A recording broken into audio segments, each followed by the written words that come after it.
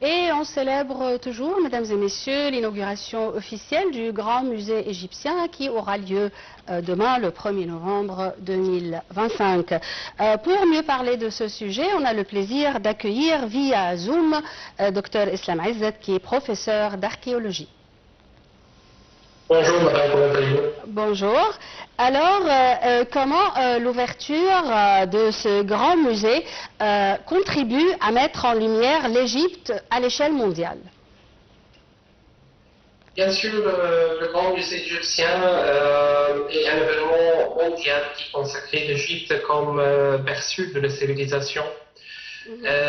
L'ouverture du Grand Musée égyptien a placé l'Égypte sous les projecteurs mondiaux en tant que berceau de la civilisation, en rassemblant des trésors archéologiques uniques sur un même tour. Le musée offre aussi comme une narration complète et tangible d'une de plus anciennes civilisations humaines, consacrant ainsi le rôle de l'Égypte comme gardienne de ce patrimoine universel et de ce patrimoine mondial. Et à votre avis, comment ce musée pourrait servir de plateforme de marketing international pour le tourisme culturel en Égypte? Bien sûr, le musée est conçu comme une destination en soi. Comme on peut dire, c'est une destination touristique. En offrant une expérience muséale immersive et technologique, archéologique très importante. Elle devient un amiant pour les touristes du monde entier, visant du Caire, un passage obligé pour tout amateur d'histoire et du tourisme culturel. On peut concentrer ici sur le principe de tourisme culturel qui est devenu très rare dans tout le monde, mais en Égypte, toujours, on peut dire, elle préserve sa valeur exceptionnelle dans la carte touristique égyptienne, encourageant bien sûr un tourisme plus spécialisé, éducatif et de meilleure valeur ajoutée sur le marché touristique égyptien. Et comment la conception et les collections du musée reflètent l'identité culturelle de l'Égypte à travers l'histoire? On peut dire que l'architecture ou la conception de ce musée est très exceptionnelle en fait parce qu'elle fait une réflexion de développement d'architecture égyptien contemporain qui inclut aussi des aspects classiques aussi dans cette conception. On ne peut pas oublier aussi son site exceptionnel à côté de la pyramide de Giza. C'est un site de patrimoine mondial de genre. Tout cela, elle forme la philosophie de cette conception exceptionnelle. On peut voir aussi que les collections qui sont choisies avec de grandes précisions en fait, parce qu'on peut voir des collections comme la collection de Toutankhamon qui va être déployée et va être exposée pour la première fois complètement. Avec 5200 objets, ils vont être exposés au sein de ce musée et vont être aussi exposés pour la première fois parce que une inauguration préliminaire qui s'était depuis peut-être 6 mois, la collection de Toutankhamon n'était pas exposée. Et ce n'est pas accessible aux visiteurs d'entrer les salles de Toutankhamon. Cette fois, ce sera la première fois que les salles de Toutankhamon vont être accessibles. Ensuite, nous avons aussi plusieurs collections royales et des collections des individus qui vont être exposées pour la première fois.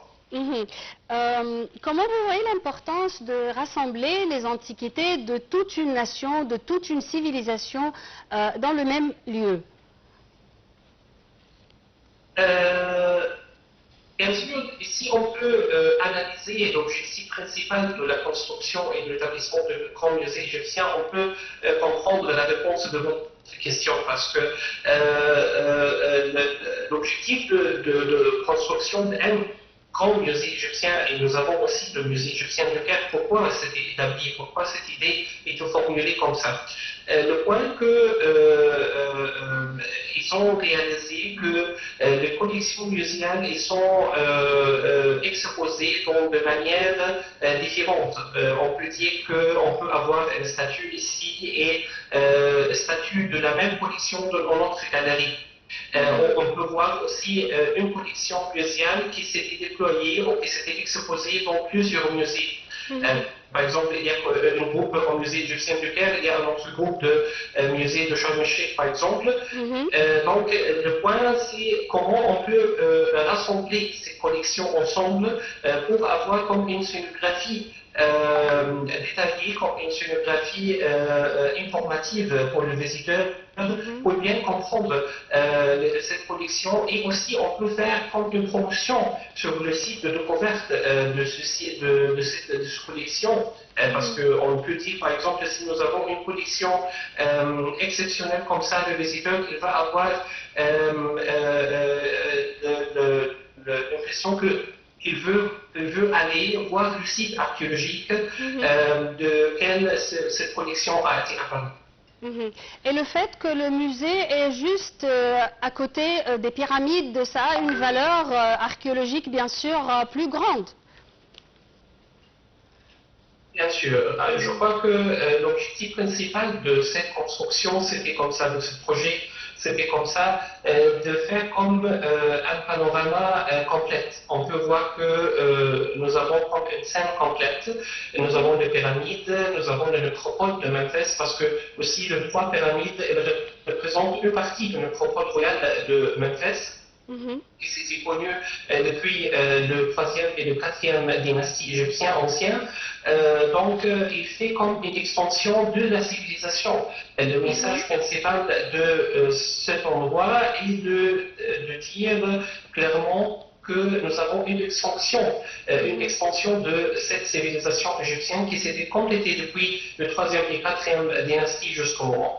Il faut dire aussi qu'il y a une partie éducative dans ce musée, surtout pour les archéologues de par le monde, dans les galeries ou les laboratoires de restauration. C'est vrai. Dès le début, ce musée s'était construit pour être comme un centre scientifique.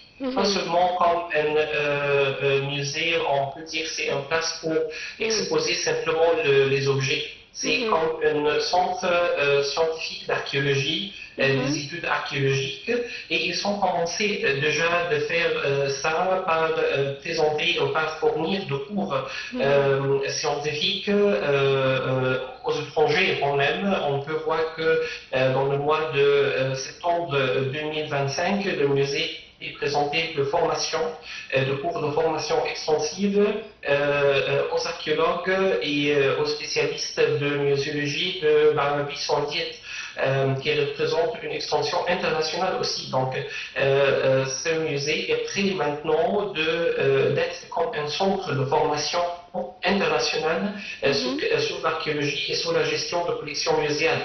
Aussi, dans le côté du laboratoire, on peut avoir que nous avons 19 laboratoires très avancés, très équipés par des appareils d'analyse et de diagnostic de matériaux anciens. Donc, on peut dire que c'est comme un centre de recherche complète de matériaux anciens et d'archéologie.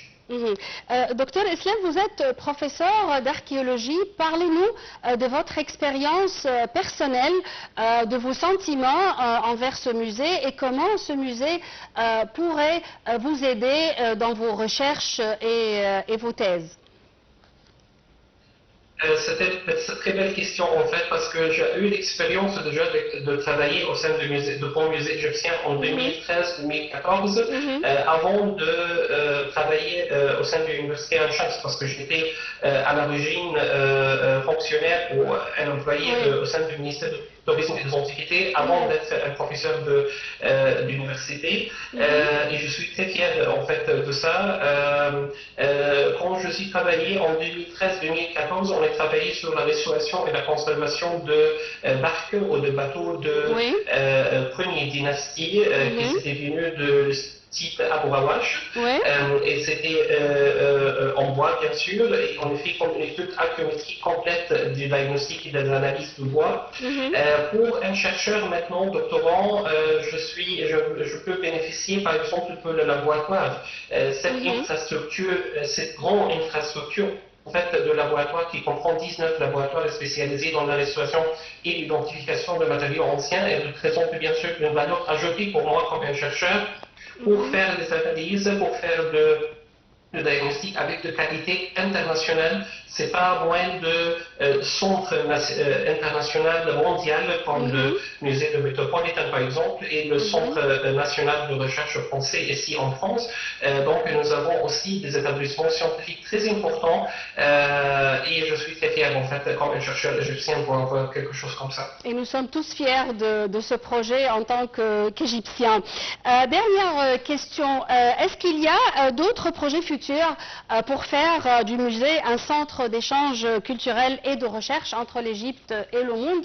Est-ce qu'il y a d'autres projets? Oui, nous avons maintenant comme une collection de musées dans tout le gouvernement